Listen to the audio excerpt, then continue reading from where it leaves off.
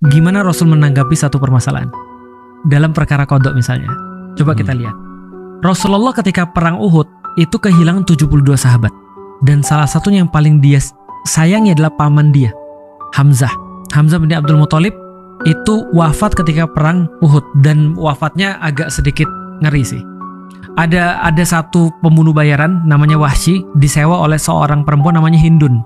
Hindun ini nyuruh dia untuk nombak dari belakang karena orang ini nggak mungkin dikalahin dari depan. Ditombak dari belakang, tembus, dia wafat. Ketika dia wafat, dirobek dadanya sebelah sini, berarti dirobek dadanya sebelah sini, jantungnya dikeluarin, dikunyah sama Hindun untuk membalaskan dendam dia pada saudaranya yang pernah dibunuh oleh Hamzah juga. Ketika ini terjadi, Rasul tahu. Jadi ketika Rasul menemukan mayat dia, itu sudah jantungnya udah berantakan. Dan coba bayangin, dua orang ini, satu yang nombak, satu yang ngunyah jantungnya, masuk Islam. Kira-kira gimana kalau Rasulullah ngeliat semua itu? Kita nggak tahu ya seperti apa ya. Tapi yang Rasul lakukan adalah Rasul maafin mereka, dan kemudian Rasul nyuruh mereka pergi karena nggak mau lihat wajah mereka. Jadi manusiawi ketika kita memang nggak bisa melepaskan emosi itu daripada kita. Tapi Islam juga ngajarin bahwasanya kamu nggak bisa kontrol semuanya loh. Dan Rasul pernah ditegur karena merasa in control.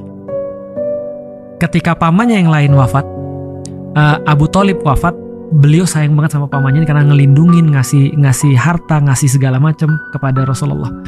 Dan beliau juga sangat sayang pada Rasulullah. Paman yang jagain beliau dari wafatnya kakeknya kan, sampai terus kemudian beliau jadi nabi. Bayangin ketika pamannya meninggal dalam keadaan belum muslim. Rasul sedih banget. Saking sedihnya Allah nurunin ayat bunyinya begini. Innaka latahdi man ahbabta walakinallaha yahdi may yasha wa huwa a'lamu bil muhtadin. Allah bilang gini, Muhammad, bukan kamu yang ngasih hidayah. Aku yang ngasih hidayah. Cuma aku yang bisa ngasih hidayah, dan aku lebih tahu tentang siapa yang layak untuk dapat hidayah. Ini ayat teguran sekaligus hiburan pada Rasulullah.